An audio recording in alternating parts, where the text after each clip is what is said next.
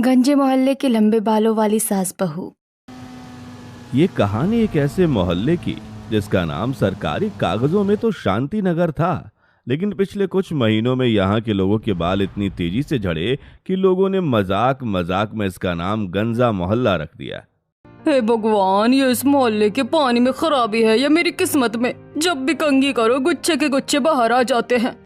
अरे भाग्यवान सुबह सुबह बालकनी में खड़े होकर क्यों चीख रही हो? और वैसे भी अब कंघी करने का क्या फायदा? तुम्हारे आधे बाल तो नीचे फर्श पर गिरकर सोफे की शोभा बढ़ा रहे हैं।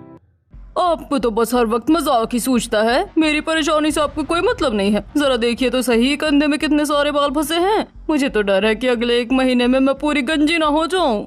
अरे तुम तो बेकार ही रो रही हो। तुम्हारे सिर पर तो अभी भी थोड़े बाल बचे हैं। जरा मेरी तरफ देखो, सिर की बीच की चांद तो पूरी चिकनी हो चुकी है।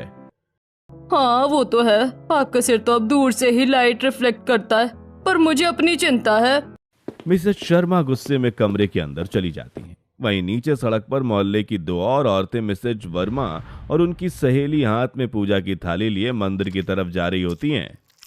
पता है बहन, टीवी पर वो बड़ा सा ऐड देखकर मैंने 500 रुपए का इतना महंगा हर्बल तेल मंगवाया था। दावा कर रहे थे कि 1 हफ्ते में नए बाल उगाएंगे। फिर क्या हुआ बहन जी, कुछ फायदा मिला क्या? खाक फायदा मिला। सब टीवी वाले नाटक दिखाते हैं, उस महंगे तेल को लगाने से कोई आराम नहीं मिला, बल्कि बाल और ज्यादा टूटने लगे। अब तो सिर पर पल्लू रखने में भी डर लगता है कि कहीं बचे कुछ बाल भी ना साफ हो जाए। बिल्कुल सही कह रही हैं आप। मैंने भी अपनी बहू और बच्चों के कहने पर ऑनलाइन एक बड़ा ही नामी शैम्पू मंगवाया था। उसे लगाकर तो ऐसा लगा जैसे सिर पर केमिकल की बाढ़ आ गई हो। दोनों औरतें बड़बड़ाती हुई मंदिर की तरफ बढ़ जाती हैं। ठीक उसी के पास राजू की चाय की दुकान है, जहां मोहल्ले के कुछ आदमी सुबह सुबह अखबार पढ़ने और चाय पीने इकट्ठा हुए थे, जो इन औरतों की बातें सुन रहे होते हैं।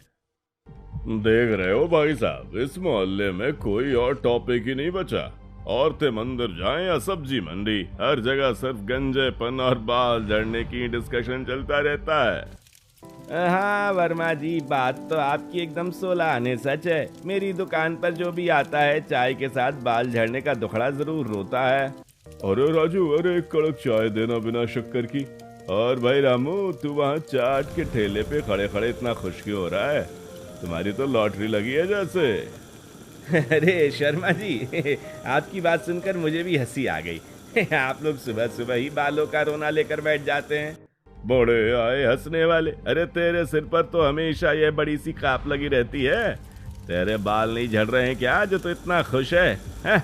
जरा टोपी हटाकर तो दिखा। अरे वर्मा जी, मेरी पोल क्यों खोल रहे हो? लो देख लो मेरा सर का हाल भी। रामू मुस्कुराते हुए अपने सिर से कैप हटाता है। उसके सिर के बीच का हिस्सा पूरी तरह साफ है, सिर्फ साइड में थोड़े बाल बचे थे।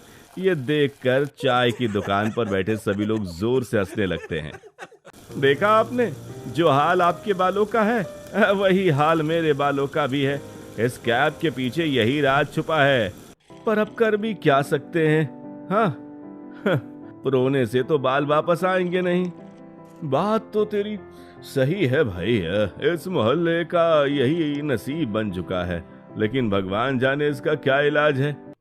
तभी अचानक मोहल्ले के एक मोड़ पर एक बहुत बड़ी चमचमाती हुई लग्जरी गाड़ी आकर रुकती है। गाड़ी के पीछे एक बड़ा सा सामान ढोने वाला ट्रक भी था।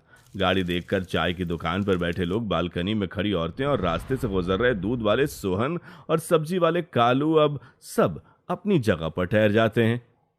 अरे भाई कालू, अरे देखना जरा, इतनी बड़ी गाड़ी में अपना मोहल्ला में ये खाली पड़े बंगले के सामने काहे आके रुक रही है? लगता है कोई अमीर पार्टी इस मकान को खरीद कर रहने आई है। रुक देखते हैं कौन उतरता है गाड़ी से। तभी गाड़ी का दरवाजा खुलता है। सबसे पहले गाड़ी से मोहन प्रसाद और उनके दोनों बेटे मुकुल और रोहन उतरते हैं, लेकिन जैसे ही गाड़ी के पिछले दरवाजे से मधुबाला, निशा और पारुल बाहर निकलती हैं तो पूरे मोहल्ले के लोगों की आंखें फटी की फटी रह जाती हैं। दोनों ने सुंदर सिल्क की साड़ी पहनी हुई थी, आंखों पर चश्मा, लेकिन सबसे हैरान करने वाली चीज थे उनके बाल। पारुल बेटा देखो, यही हमारा नया घर है। जगह तो काफी शांत और अच्छी लग रही है। हाँ मम्मी जी, घर बहुत सुंदर है, हवा भी अच्छी चल रही है, लेकिन पता नहीं क्यों यहाँ के लोग हमें थोड़ा अजीब तरीके से देख रहे हैं। अचानक हवा के एक झोंके से पारुल के खुले घने रेशमी बाल हवा में लहराने लगते हैं, जो उसकी कमर के भी काफी नीचे तक जा रहे थे। वहीं सास मधुबाला ने एक लंबी मोटी चोटी गूंथ रखी थी जो उनके घुटने को छू रही थी। ये देखकर पूरे मोहल्ले में सन्नाटा खिंच जाता है। बालकनी से झांक रही मिसेज शर्मा और मिसेज वर्मा तो जैसे सदमे में आ जाती हैं। ओह माय गॉड, वर्मा बहन जरा नीचे देखो, वो जो नई औरत आई है उनके सिर पर बाल है या कोई काला रेशम का जाल है? अरे नहीं बहन, मुझे तो ये पूरी तरह नकली लग रहे हैं। आज के जमाने में इतने लंबे और घने बाल असली में हो ही नहीं सकते। पक्का विग लगा रखी है दोनों ने।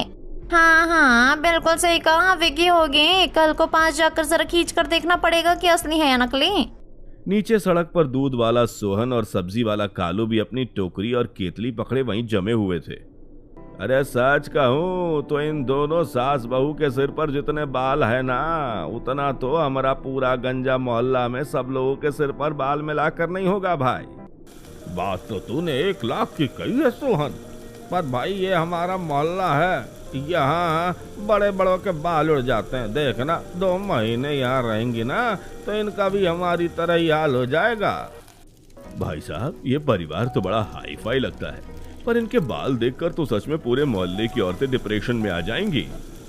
दोनों सास बहू के लंबे बाल देखकर पूरे मोहल्ले के लोग तरह तरह की गॉसिप कर रहे थे, लेकिन मधुबाला, पारुल और उनका परिवार इन सब बातों से बेखबर अपने नए घर के अंदर गृह प्रवेश के लिए अंदर जा चुके होते हैं। तभी पारुल मुस्कुराकर एक बार पीछे देखती है और उसके लहराते बाल एक बार फिर पड़ोसियों के दिलों पर छुरियां चला देते हैं। इस तरह लंबे बालों वाली सास बहू के कदम इस गंजे मोहल्ले में पहले दिन ही सनसनी मचा चुकी थी। ऐसे ही अगले दिन शांति नगर में सुबह की धूप खिली ही थी कि सब्जी वाला अपनी हाथ गाड़ी लेकर नए बंगले के सामने आकर रुकता है। मोहल्ले की औरतें अपनी अपनी बालकनियों से इस ताक में खड़ी थीं कि आज इस घर से कौन बाहर निकलता है। तभी घर का मुख्य दरवाजा खोलकर ससुर मोहन प्रसाद बाहर आते हैं। आलू ले लो, प्याज ले लो, एकदम ताजा भिंडी, लौकी, पालक ले लो। अरे भाई सब्जी वाले, जरा गाड़ी यहाँ रोकना, दिखाना आज क्या क्या ताजा माल लेकर आए हो। भाई साहब राम राम, बिल्कुल सुबह सुबह खेत से तोड़ कर लाया हूँ। ये देखिए एकदम हरी हरी पालक, मेथी, खीरा, आंवला और नींबू, जो मांगोगे वही मिलेगा। मोहन प्रसाद झुककर सब्जियां देखने लगता है। तभी बंगले के अंदर से सास मधुबाला और बहू पारुल भी बाहर आ जाती हैं। दोनों के बाल आज भी सलीके से बंधे थे। वर्मा बहन जरा जल्दी अपनी बालकनी में आओ, देखो वो नई सास बहू फिर बाहर आई है। आज तो इनके बाल और भी ज्यादा चमक रहे हैं। हाँ बहन, मैं तो कब से देख रही हूँ। इनकी बाल देखकर तो सुबह की चाय भी कड़वी लग रही है। ऐसा लग रहा है जैसे हमारे जले पर नमक छिड़कने के लिए भगवान ने इन्हें यहाँ भेजा है। हाँ तो अंकल क्या क्या तौल दूं? आधा किलो आलू और 1 किलो प्याज कर दूं? नहीं भैया, आलू प्याज बाद में। पहले आप ये पूरी 5 गड्डी पालक, 3 किलो खीरा, 2 किलो आंवला, ढेर सारा करी पत्ता और नींबू तौल दीजिए। और हाँ बेटा, वो जो टोकरी में ताजी मेथी और चुकंदर रखे हैं वो भी सब के सब तौल लो, कुछ छोड़ना मत। सब्जी वाला इतनी सारी हरी पत्तेदार सब्जियां सुनकर हैरान हो चुका था। उसने अपनी जिंदगी में किसी एक परिवार को एक साथ इतनी हरी सब्जियां खरीदते नहीं देखा था। तभी वहां से मिस्टर वर्मा गुजरते हुए रुक जाते हैं। अरे भाई साहब राम राम, सुबह सुबह इतनी सारी सब्जियां और पत्ता, घर में कोई गाय भैंस पाल रखी है क्या जिसके लिए ये चारा ले जा रहे हैं? अरे नहीं नहीं वर्मा जी, है हमारे घर में कोई गाय भैंस नहीं है। ये हरी सब्जियां तो हम इंसानों के खाने के लिए है।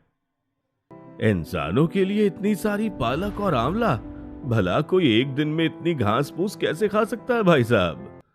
भाई साहब ये खाने के लिए नहीं बल्कि पीने के लिए है। हमारी बहू पारुल डॉक्टर है ना, वो रोज सुबह हम सबको इन सब चीजों का मिक्स जूस बनाकर पिलाती है।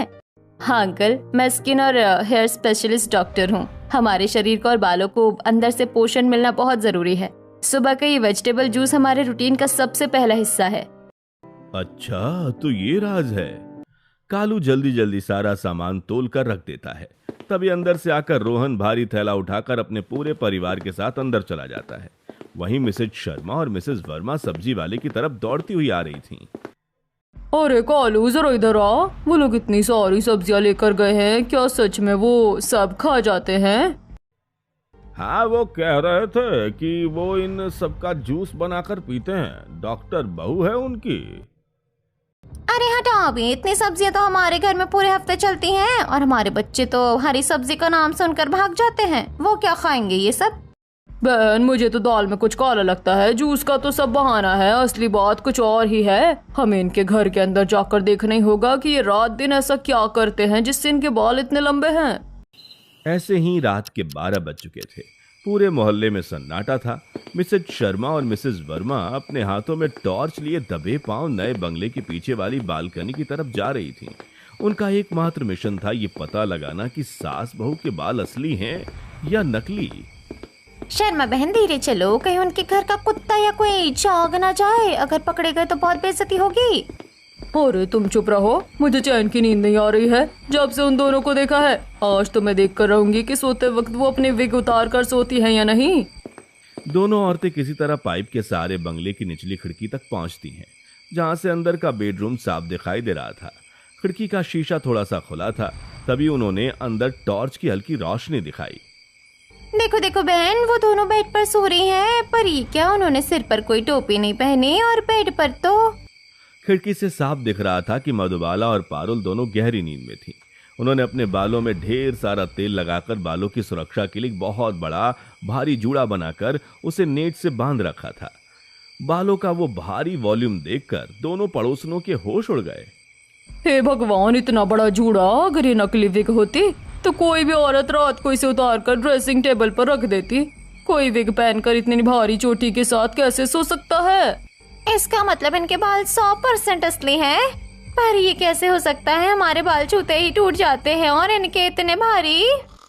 तभी अचानक पारुल की करवट बदलते हुए आंख खुल जाती है और उसकी नजर खिड़की पर दिख रही परछाई पर चली जाती है। कौन है वहाँ? मम्मी जी, चोर चोर उठिए। क्या हुआ पारुल, कौन है? रोहन, मुकुल, जल्दी जागो, चोर आया है। बाप रे, वो जाग गई। भागो वर्मा बहन, भागो वरना पुलिस बुला लेंगी। दोनों पड़ोसन हड़बड़ाकर खिड़की से नीचे कूद जाती हैं, जहां मिसेज शर्मा का पैर कीचड़ में फंस चुका होता है। पर वो दर्द भूलकर चप्पल हाथ में लिए अपने घर की तरफ भाग जाती हैं। तभी मुकुल लाठी लेकर बाहर आता है, पर तब तक बाहर कोई नहीं था। वहीं अगले दिन सुबह दोनों पड़ोसने गली के कोने में खड़ी होकर हाँफ रही होती हैं। रात तो बाल बाल बचे बहन, अगर वो मुकुल हमें देख लेता तो अनर्थ हो जाता। पर एक बात तो साफ हो गई ना, उनके बाल असली है। और यही बात मुझे सबसे ज्यादा चुभ रही है। अगर उनके बाल असली है तो मैं चुप नहीं बैठूंगी।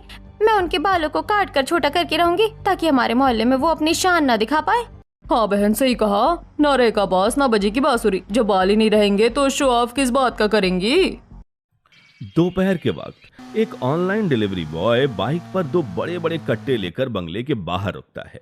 मोहल्ले के लोग राशन की लोकल दुकान से मिलावटी दालें और केमिकल वाले सामान खरीदते थे, लेकिन इस घर में सारा सामान ऑनलाइन आ रहा था। तभी मिसेज शर्मा और मिसेज वर्मा चीनी मांगने के बहाने सीधे घर में घुस जाती हैं। अरे मधुबाला जी, घर में है क्या? वो थोड़ी सी चीनी चाहिए थी, मेहमान आ गए हैं अचानक। अरे शर्मा बहन, आइए। चीनी क्या, आप बैठिए, मैं अभी मंगवाती हूँ। पारुल बेटा, जरा चीनी लाना। दोनों औरतें सोफे पर बैठ जाती हैं, पर उनकी आंखें हॉल में रखे सामान पर थी।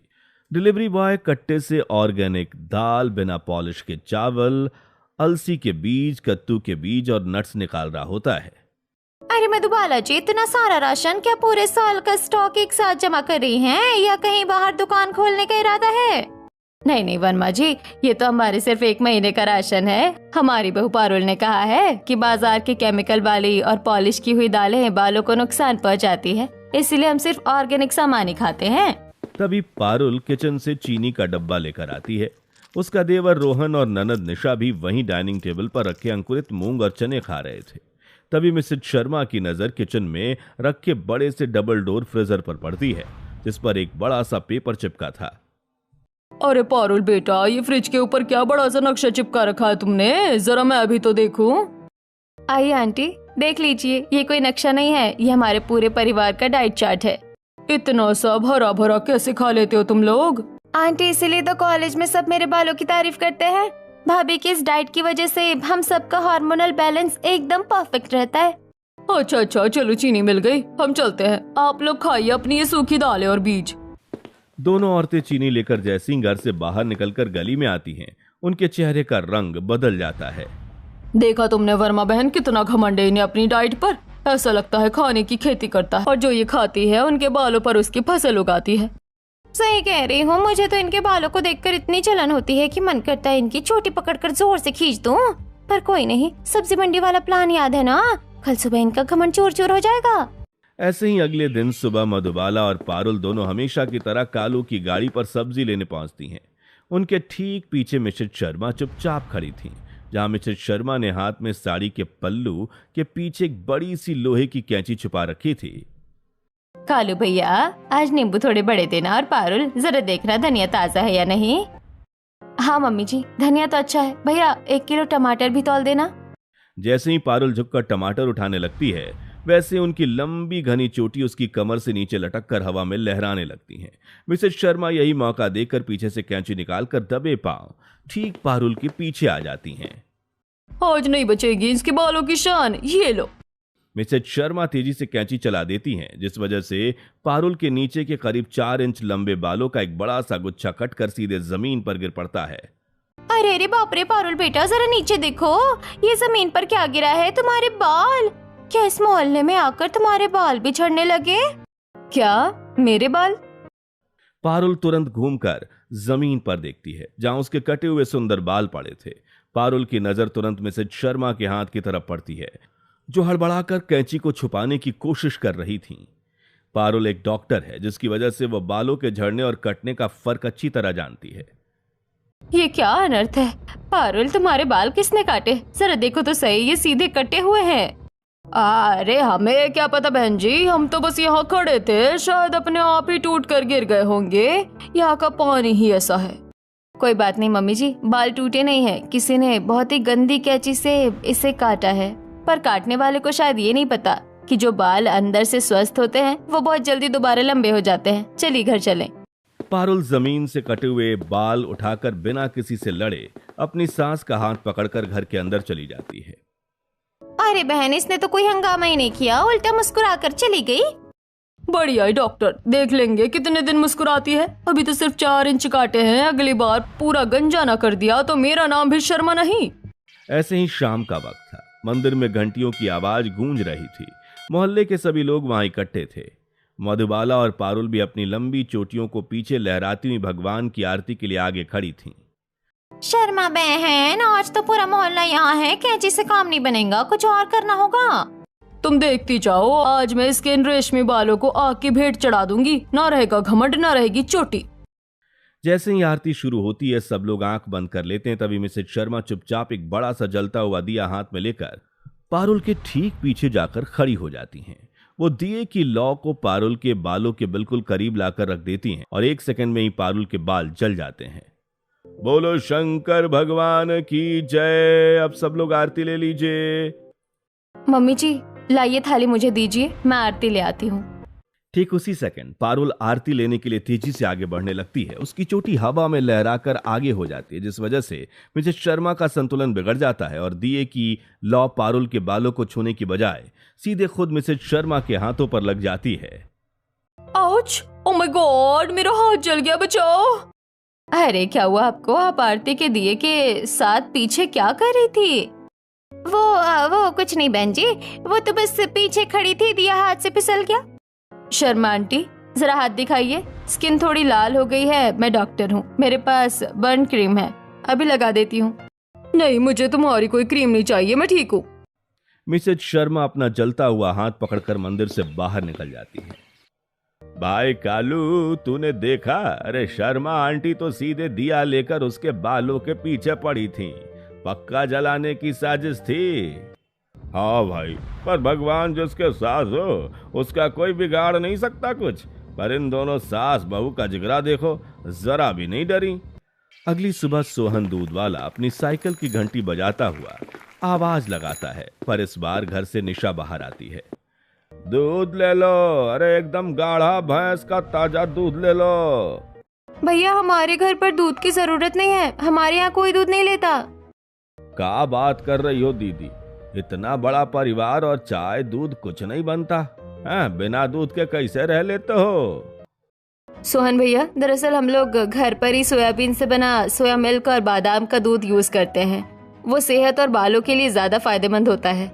सोया मिल्क ई का भला है? भला सोयाबीन का भी कोई दूध होता है? कितना उलूल जुलूल खाते पीते हो।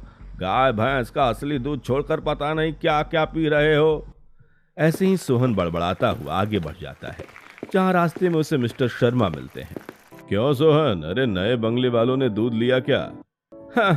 अरे कहाँ शर्मा जी, वो तो कोई सोया मिल्क पीते हैं, कह रहे थे बालों के लिए अच्छा होता है। पूरा पागल लोग है साहब, खाने में ही सारा पैसा उड़ा देता है। भाई जो भी हो, उनके अजीब खाने पीने की वजह से उनके सिर पर बाल हैं और हमारा असली दूध पीकर भी सिर शीशा बन चुका है। ऐसे ही अगले दिन संडे का दिन था, जहां दोनों सास बहू ने बाल धोने से पहले उन्होंने सिर पर एक खास घरेलू लेप लगाया हुआ था। सब्जी वाला रोज की तरह आवाज लगाने आता है, पर जैसे ही वो बंगले के गेट के पास पहुंचता है, वो अपनी नाक बंद कर लेता है। अरे भाई साहब, कोई है? आज सब्जी लेनी है क्या? नहीं कालू भैया, आज घर में सब बिजी हैं, सब्जी कल लेंगे। तभी कालू खिड़की के अंदर झांकता है, जहां अंदर मधुबाला और पारुल अपने सर पर एक काले हरे रंग का गाढ़ा कीचड़ जैसा लेप लगाकर बैठी हुई थी, जिससे बेहद तेज और अजीब सी गंध आ रही थी। कालू तुरंत भागकर चाय की दुकान पर पहुंच जाता है। अरे शर्मा जी, अरे वर्मा जी, अरे सुनिए तो सही, मैं अभी नए बंगले पर गया था। अंदर से इतनी तेज नाले जैसी बदबू आ रही थी, क्या बताऊं। और वो दोनों सास बहू सिर पर काला काला कीचड़ जैसा लेप लगाकर बैठी थी। क्या कीचड़ का लेप, नाले जैसी बदबू? वो दोनों पक्का कोई जादू टूना करती है, तभी तो पूरे मोहल्ले के बाल उड़ गए और उनके इतने लंबे हैं। हाँ बहन, चलो अभी सामान मांगने के बहाने अंदर चलते हैं और रंगे हाथों पकड़ते हैं जादू टोना करते हुए। दोनों पड़ोसन तुरंत बंगले के अंदर जाने लगती हैं, जहां पारुल और मधुबाला सर पर लेप लगाए हुए लॉबी में बैठी चाय पी रही थीं। अरे बाप रे मधुबाला जी, ये कैसी नाले जैसी बदबू आ रही है आपके घर से? और इस सिर पर क्या कीचड़ थोप रखा है आप दोनों ने? क्या कोई जादू टोना चल रहा है यहाँ? क्या कहा? जादू टोना? शर्मा बहन, जरा तमीज से बात कीजिए। ये हमारा होममेड हेयर मास्क है। इसमें हमने पिसी हुई मेथी, कलौंजी, शिकाकाई, नीम की पत्तियां और खट्टा दही मिलाया है। नीम और कलौंजी की वजह से इसमें थोड़ी तेज महक आ रही है, जिसे अब बदबू कह रही है।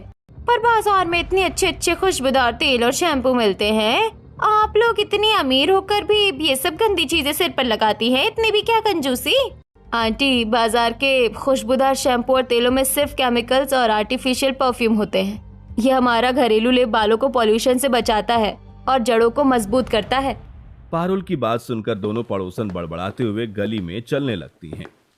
अरे छोड़ो बहन, वो तो अपनी बात को सही बताएगी ही, पर मुझे तो अभी भी लगता है कि वो कोई टोना टोटका ही करती है। भला मेथी लगाने से किसी के बाल घुटनों तक लंबे होते हैं क्या? मोहल्ले के पंसारी बनवारी की दुकान पर इन दिनों बड़ी भीड़ थी, क्योंकि मोहल्ले की औरतें बाल झड़ने से परेशान होकर नए नए केमिकल वाले शैम्पू खरीद रही थी। तभी पारुल और मुकुल वहां से गुजरते हुए सब्जी वाले से ढेर सारे ताजे आंवले और करी पत्ते खरीद रहे होते हैं। क्यों डॉक्टर बहू, आज फिर आंवला और करी पत्ता? क्या इसकी चटनी बनाकर खाओगी? नहीं आंटी, चटनी नहीं। आज मैं और मम्मी जी घर पर एक स्पेशल हेयर ऑयल बनाने जा रहे हैं। लो सुनो, बाजार में इतने महंगे और अच्छे तेल मिल रहे हैं और ये घर में तेल जलाएंगी। बंगले के किचन में पारुल और मधुबाला ने लोहे की कढ़ाई चढ़ाकर उसमें शुद्ध नारियल तेल और सरसों के तेल को मिक्स किया। फिर उसमें मेथी दाना, अलसी, कटे हुए आंवले, करी पत्ता और रोजमेरी की पत्तियां डालकर उसे धीमी आंच पर पकाने लगती हैं, जिससे पूरा घर एक आयुर्वेदिक महक से महक उठता है। देखो पारुल, तेल का रंग एकदम हरा हो गया है। अब इसे ठंडा करके हम कांच की बोतल में छान लेंगे।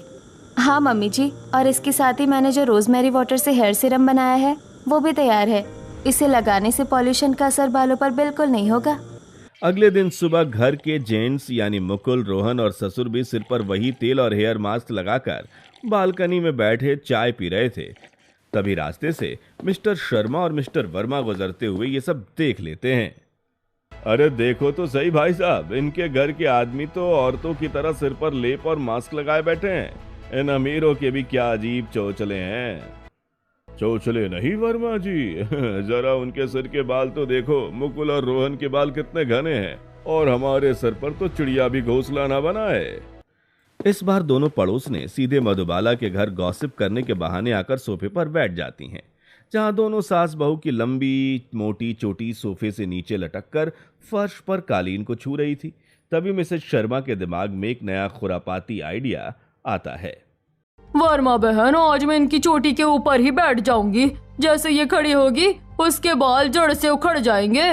देखते हैं कितने मजबूत है इसके बाल। अरे बहन, ऐसा मत करो, बहुत दर्द होगा उसे। तुम चुप रहो।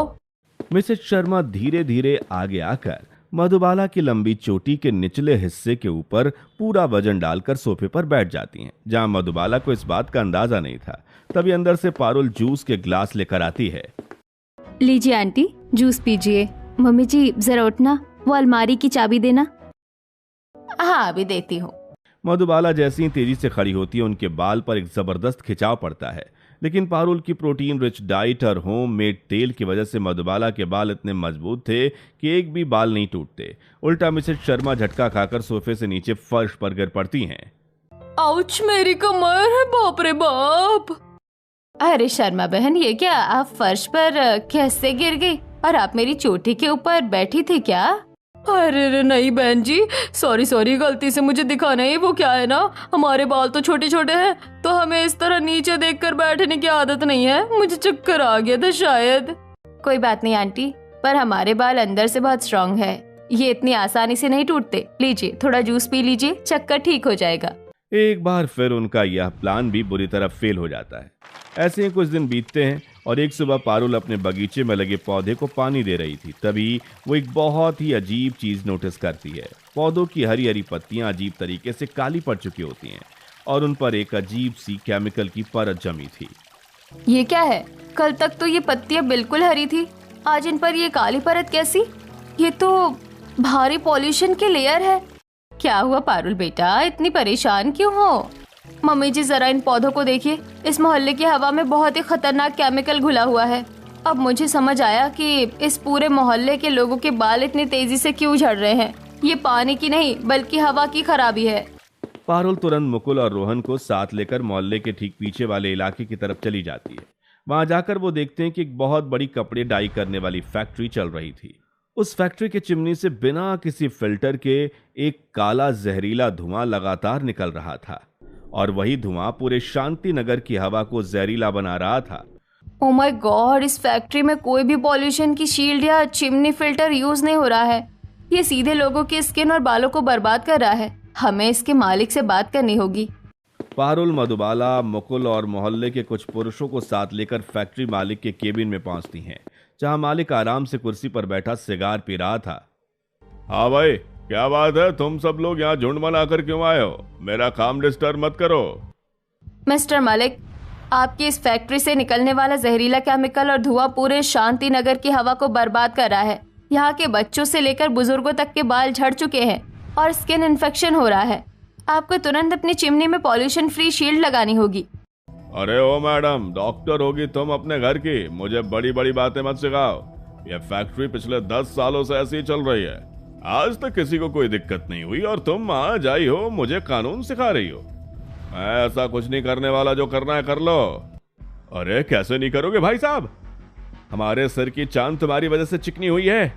देखिए, अगर आपने कल सुबह तक अपनी फैक्ट्री में चिमनी फिल्टर और पॉल्यूशन शील्ड इंस्टॉल नहीं की तो मैं सीधे पॉल्यूशन कंट्रोल बोर्ड और मेडिकल काउंसिल से आपकी लिखित कंप्लेन कर दूंगी। कल ही ऊपर से सरकारी टीम आएगी और आपकी इस अवैध फैक्ट्री पर हमेशा के लिए ताला लग जाएगा। क्या क्या? सरकारी टीम ताला?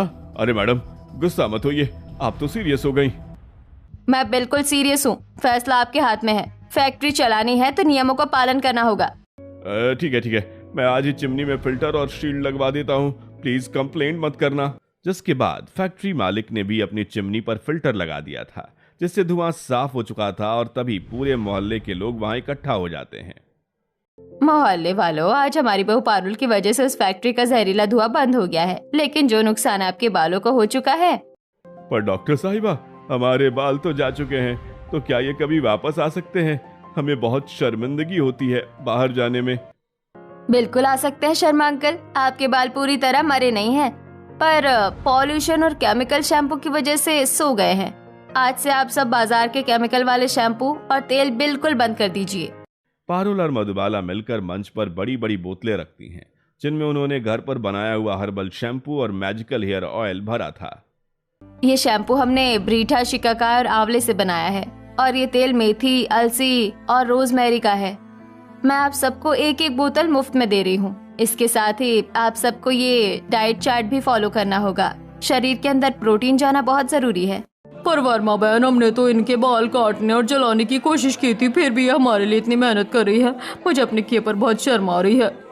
हाँ बहन, मुझे भी। ये लोग घमंडी नहीं है, ये तो सच में बहुत अच्छे लोग हैं। ऐसे ही समय बीतता है। देखते ही देखते 6 महीने बीत चुके थे। आज का दिन शांति नगर के लिए बहुत बड़ा था। राजू की चाय की दुकान पर वही भीड़ थी, पर आज नजारा बिल्कुल बदला हुआ था।